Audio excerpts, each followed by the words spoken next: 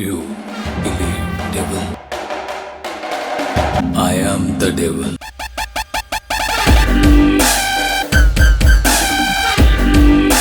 So Halo guys, எல்லாரும் எப்படி இருக்கீங்க? நல்லா இருப்பீங்கன்ட்டு நம்புறேன். இன்னைக்கான வீடியோவில் ஒரு புது மான்வா தான் வந்து பார்க்க போகிறோம். இந்த மான்வாவோட பேர் வந்து லெஜண்ட் ஆஃப் த டேங்க்லேண்ட். இந்த மான்வாவை அவ்வளோவா யாரும் எடுத்து போடலை. சரி ஓகே அப்படின்ட்டு தான் நான் வந்து எடுத்துருக்கிறேன். இதுக்கு முன்னாடி போட்ட மான்வாவெல்லாம் கண்டினியூ வந்து பண்ணுறேன். இது ஒரே ஒரு எபிசோடு தான். அப்புறம் இந்த மான்வாவில் வெறும் 49 சாப்டர் தான் வந்து இருக்குது. நீங்கள் ஓகே அப்படின்னு சொன்னீங்கன்னா என்னால் முடிஞ்ச அளவுக்கு சீக்கிரமாக கூட வந்து முடிச்சிடுறேன். இப்போ போட்டிருக்கிற மான்வாவை பெண்டிங் வச்சுட்டு. அப்புறம் இந்த மான்வாவை பற்றி கொஞ்சம் பேசணும் அப்படின்னா, இந்த மான்வா மற்ற முறி மான்வா மாதிரி இருக்காமல் கொஞ்சம் டிஃப்ரெண்ட்டாக வந்து இருக்கும். ஹீரோவுக்கு ஒரு சூப்பர் பவர் வந்து கிடைக்கும். அந்த பவரை வச்சு ஹீரோ என்னென்னலாம் வந்து பண்றான் அப்படின்றது தான் இந்த மான்வாவோட ஸ்டோரி. அப்புறம் எல்லாத்துக்கும் மேல இந்த மான்வாவை நான் ரீட் பண்ண போறது இல்லை, எக்ஸ்பிளைன் தான் வந்து பண்ண போறேன். அதை ஃபர்ஸ்ட் வந்து புரிஞ்சுக்கோங்க. சரி ஓகே, ரொம்ப பேசாம வாங்க வீடியோக்குள்ள வந்து போகலாம். எபிசோட ஸ்டார்டிங்லேயே ஒரு வாய்ஸ் ஓவர் ஒன்று வந்து வருது. அந்த வாய்ஸ் ஓவரும் இந்த உலகத்துல எல்லாருமே மார்ஷியல் மாஸ்டரா மாறணும் அப்படின்றது தான் எல்லாருமே கனவு காணுவாங்க அப்படின்ற மாதிரி எல்லாம் வந்து சொல்லிட்டு, அதுக்கான ரீசன் என்ன அப்படின்னா, ஒன்னு லாயல்ட்டி, இன்னொன்னு ஜஸ்டிஸ், அதுதான் அப்படின்ற மாதிரி எல்லாம் வந்து சொல்லுது. அப்புறம் இந்த உலகத்துல எல்லாருமே ஹீரோ ஆகணும் அப்படின்றத தான் ஆசைப்படுவாங்க. அப்புறம் அந்த சவுண்ட் அப்படின்றது ஒரு ஆவரேஜ் மேனை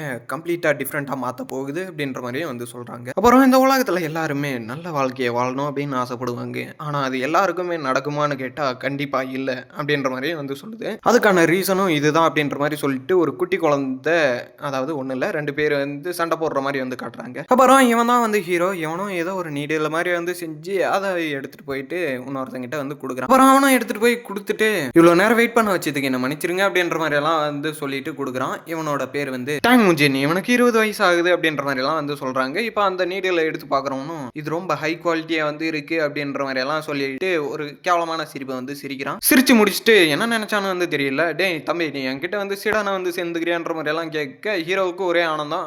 வந்து சேர்ந்துக்கிறேன் அப்படின்ற மாதிரி எல்லாம் வந்து சொல்ல, ஸ்டார்டிங்ல காட்டியிருந்தாங்கல்ல அதே மாதிரி இப்போவும் அந்த மேகமூட்டத்தில் சில ஃபைட்டெல்லாம் நடக்கிற மாதிரி வந்து காமிக்க சில மாதங்களுக்கு முன்னாடி அந்த ஒரு நாள்ல அப்படின்ற மாதிரி சொல்லிட்டு ஒரு சின்ன வாய்ஸ் ஓவர். அந்த ஒரு நாள்ல தான் அவனோட லைஃப் மொத்தமாவே மாறிச்சு அப்படின்ற மாதிரி எல்லாம் சொல்லிட்டு அந்த இடத்துல சின்ன சின்ன நீடல்ல, அதாவது அக்குபஞ்சர் நீடில் வந்து காட்டுறாங்க. அதை காட்டின அடுத்த செகண்டே ஹீரோ சில இடத்துல பெருக்கிட்டு இருக்கிற மாதிரி எல்லாம் வந்து காட்டிட்டு இப்போ அந்த அக்குபஞ்சரை எடுத்து மேலே கீழே சைட்லன்ட்டு எல்லா இடத்துலையும் குத்துற மாதிரி வந்து ஆக்ஷன் வந்து பண்ணிட்டு இருக்கிறான். டே முஜின் வா சாப்பிட போகலாம் அப்படின்ற மாதிரி எல்லாம் யாரோ ஒருத்தர் வந்து கூப்பிடுறாங்க. அந்த இடத்துல சீனை கட் பண்ணி இப்போ அந்த சிட்டியோட அவுட்டரை தான் வந்து காட்டிட்டு திரும்பவும் அந்த நீடில் எடுத்து யாரோ ஒரு குட்டி பையனோட கழுத்துல குத்துற மாதிரி வந்து காட்டிட்டு, உனக்கு வலிக்குதாடா கண்ணா அப்படின்ற மாதிரிலாம் வந்து கேட்டு வந்து இருக்காரு. இதோ இவர் தான் முஜினோட அப்பாவான். அந்த இடத்துல சில குட்டி குழந்தைங்களெல்லாம் இது சுத்தமாக வலிக்கவே இல்லை, இது ரொம்பவே சூப்பராக இருக்கு அப்படின்ற மாதிரி எல்லாம் வந்து பேசிட்டு வந்து இருக்காங்க. ஹீரோவும் அதை பார்த்துட்டு இவரை மாதிரியே கண்டிப்பா நான் ஒரு நாள் மார்ஷியல் மாஸ்டரா மாறினதுக்கு அப்புறமா ஒரு மெடிக்கலாகவும் மாறுவேன் அப்படின்ற மாதிரி எல்லாம் வந்து சொல்றாரு, அதாவது டாக்டராவான். அதை எல்லாத்தையும் சொல்லி முடிச்சுட்டு அப்பா நான் போயிட்டு ஹெர்ப்ஸை கலெக்ட் பண்ணிட்டு வரேன் அப்படின்ற மாதிரி எல்லாம் சொல்லிட்டு அந்த இடத்துல இருந்து கிளம்புறான். சரி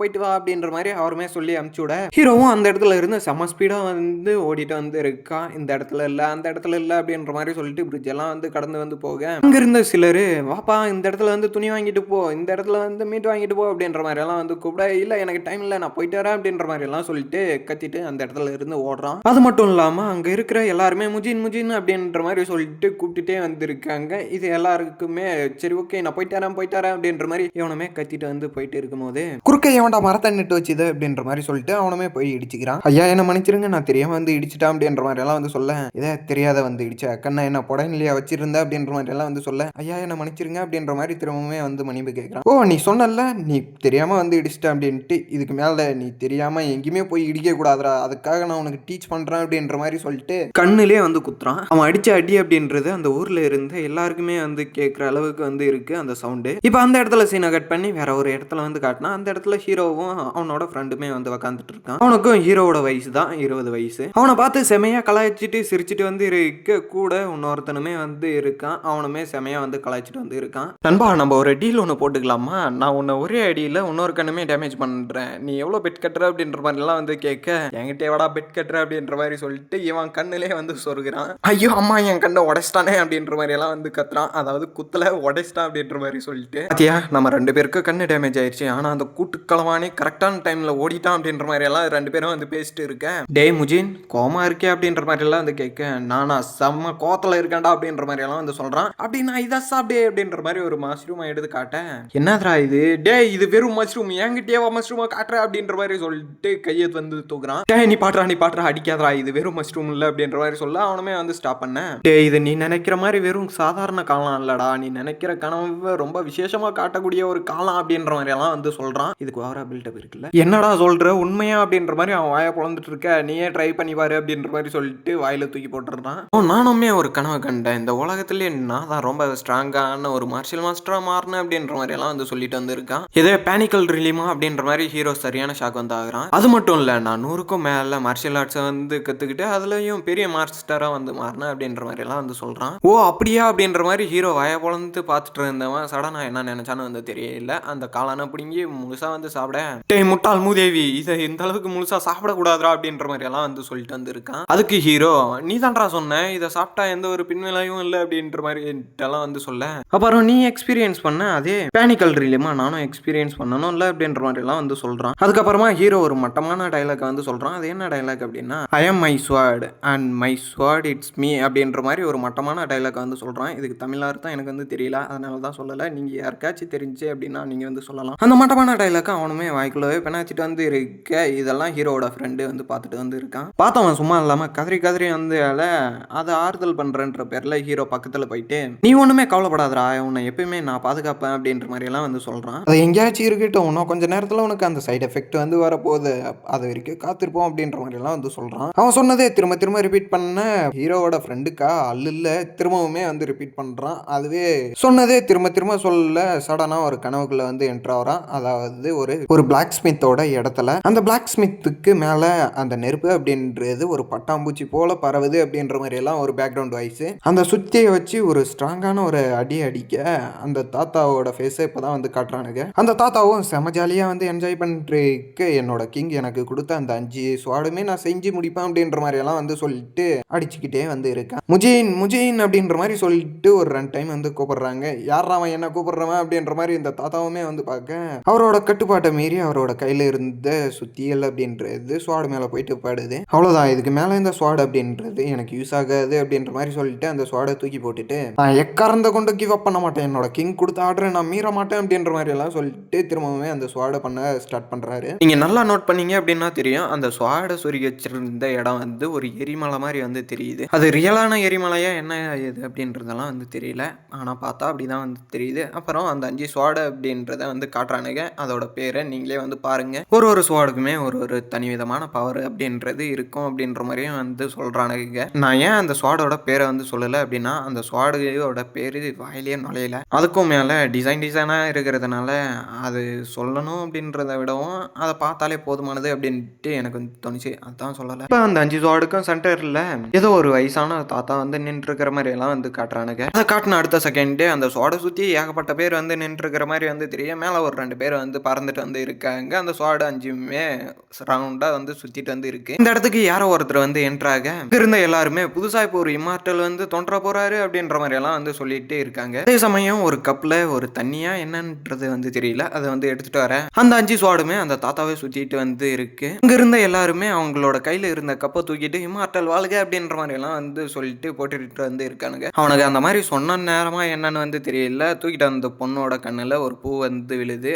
பேலன்ஸ் மிஸ் ஆனதும் அவங்க தூக்கிட்டு வந்த அந்த தண்ணி அப்படின்றது அந்த தாத்தா மேலேயே விழ போக அந்த இடத்துல சீனை கட் பண்ணி ஹீரோவை தான் வந்து காட்டுறாங்க. ஹீரோவும் வெயிலே படுத்துட்டு இருக்க, ஆமா நான் யாரு அப்படின்ற மாதிரி எல்லாம் வந்து பார்த்துட்டு இருக்கான். அவங்க அப்பாண்டா அப்படின்ற மாதிரி ஒருத்தன் வந்து கத்திட்டு இருக்கேன். சாட்டுப்புட்டு இருந்து வேலையை வந்து முடுறா அப்படின்ற மாதிரி எல்லாம் வந்து கத்திட்டு வந்து போறான். யாரா இவன் வந்தான் கத்துனான் போயிட்டே இருக்கான் அப்படின்ற மாதிரி எல்லாம் கத்துனான். டே அவன் என்னோட மாஸ்டரு அப்படிதான் கத்துவான் அப்படின்ற மாதிரி எல்லாம் சொல்ல, டே என்னடா அங்க சத்தம் அப்படின்ற மாதிரி இன்னொரு சத்தம் வந்து வருது. வேற யாரும் இல்லை, போனவன் தான். உனக்கு எவ்வளவு தைரியம் தான் என்கிட்ட இருந்து எல்லாத்தையும் வந்து பிடிங்கிருப்ப அப்படின்ற மாதிரி எல்லாம் வந்து சொல்ல, ஹீரோவா ஒன்னும் தெரியாத புள்ள மாதிரி வந்து முழிக்கிறான். டே நீ இங்கே நில்றான், ஆட்களை கூட்டாரான்ற மாதிரி எல்லாம் சொல்ல, டே அதெல்லாம் ஒன்றும் வேணாடா அப்படின்ற மாதிரி எல்லாம் வந்து சொன்னாலும், இவனை அடிக்க ஆட்களா அப்படின்ற மாதிரி சொல்லிட்டு அவன் சைலண்டா வந்து போறான். சரி வீட்டுக்கு போவோம் அப்படின்ற மாதிரி எல்லாம் சொல்லிட்டு அங்க போனா அந்த இடத்துல சீனை கட் பண்ணி இப்போ ஹீரோவோட அப்பாவை தான் வந்து காட்டுறாங்க. அவரும் கையில் நீடில் வச்சுக்கிட்டு உட்காந்துட்டு இருக்க. ஹீரோவுமே அந்த இடத்துக்கு போயிட்டு அப்பா அப்படின்ற மாதிரி வந்து கூப்பிடுறான். எந்த ரியாக்ஷனும் இல்லை. திரும்ப அப்பா அப்படின்ற மாதிரி கூப்பிட, என்னப்பா என்னாச்சு அப்படின்ற மாதிரி எல்லாம் வந்து கேட்குறாரு. ஹீரோவுக்கு எங்க இருந்தோ ஒரு வாய்ஸ் அப்படின்றது வந்து கேட்குது.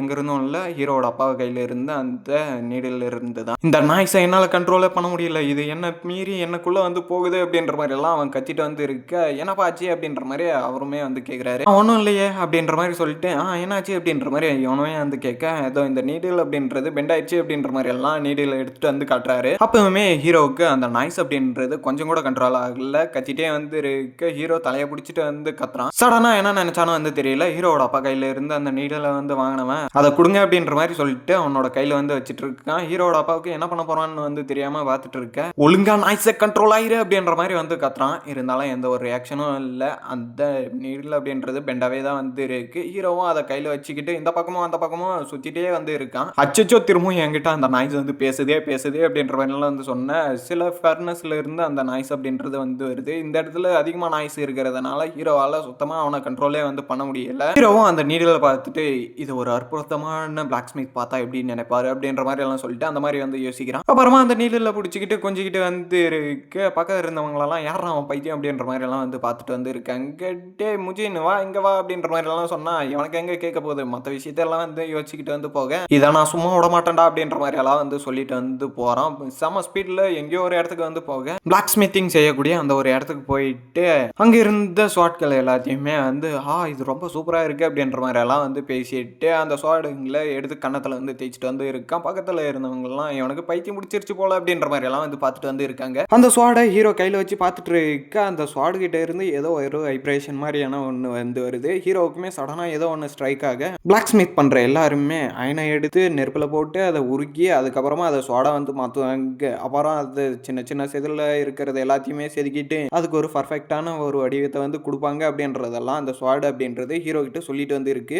இது அந்த மாதிரி தானா அப்படின்ற மாதிரி எல்லாம் ஹீரோ கொஞ்சம் ஷாக் ஆக அந்த ஸ்வாட் செய்யற இடத்துக்கு ஹீரோவுமே வந்து போறான். போனோம் அந்த இடத்துல சுபம் இல்லாம ஐயா அந்த இடத்துக்கு நான் வந்துட்டேன் அப்படின்ற மாதிரி எல்லாம் மனசுக்குள்ளவே நினைச்சிட்டு இருக்க, வலது காலை எடுத்து உள்ள வச்சு வாப்பா அப்படின்ற மாதிரி எல்லாம் வந்து சொல்ற மாதிரி இருக்கு. அவனுமே அதுக்கு ஏற்ற மாதிரியே வந்து உள்ள வந்து போறான். அவன் உள்ள போன அடுத்த செகண்ட் அந்த பிளாக் ஸ்மித் இடத்தோட டாப்பை தான் வந்து கட்டுறானுங்க. திரும்ப உள்ள போய் காட்டினா ஹீரோவை ஒருத்தன் செம்மையா பிடிச்சி வந்து திட்டிட்டு வந்து இருக்கான். அவனோட பேர் வந்து வயலின் நொழியில, ஆனா அவன் ஒரு ஃபேமஸான பிளாக் ஸ்மித்தோட பையனா. அவனும் ஹீரோ கிட்ட செம்மையா வந்து கத்திட்டு இருக்கு. அவன் கத்தும் போது ஹீரோவோட மூஞ்சிலேயே அவனோட எச்சி அப்படின்றது வந்து படுது. ஹீரோவும் மனசுக்குள்ளவே உள்ள வரும்போது சில விஷயங்களெல்லாம் அவனுக்கு வந்து அந்த ஸ்வாடு அப்படின்றது வந்து சொல்லியிருக்கான். அந்த ஸ்வாடு இல்ல, அங்க இருந்த எல்லா ஸ்வாடுமே இப்ப எதுக்காகடா உள்ள வந்த அப்படின்ற மாதிரி எல்லாம் அவன் பிடிச்சி செம்மையா வந்து கத்திட்டு இருக்கு. நான் அந்த மாதிரி ஸ்வாடை ஒன்று செய்யணும் அப்படின்ற மாதிரி ஹீரோ வந்து கையை காட்டுறான். இவனும் பெரிய மூச்சை இழுத்து விட்டுட்டு அந்த ஸ்வாட் எல்லாத்தையும் ஹீரோ வந்து எடுத்துட்டு வரான். இதோ இந்த மாதிரி நான் வந்து செய்யணும் அப்படின்ற மாதிரி எல்லாம் சொல்லிட்டு அவனுக்கா சரியான கடுப்பு வந்து இது எவ்வளவு தைரியம் தான் நீ இந்த மாதிரி எல்லாம் பண்ணுவேன் அப்படின்ற மாதிரி எல்லாம் வந்து பார்த்துட்டு இருக்க. ஹீரோவும் அதுக்கேற்ற மாதிரியே மறைச்சு வந்து பார்க்கறான். இந்த பெட்டில் நான் தான் ஜெயிக்க போறேன் அப்படின்ற மாதிரி சொல்லிட்டு ஹீரோவும் வெளியே போற மாதிரி தெரிஞ்சாலும் டே உள்ளவடா அப்படின்ற மாதிரி கூட்டிட்டு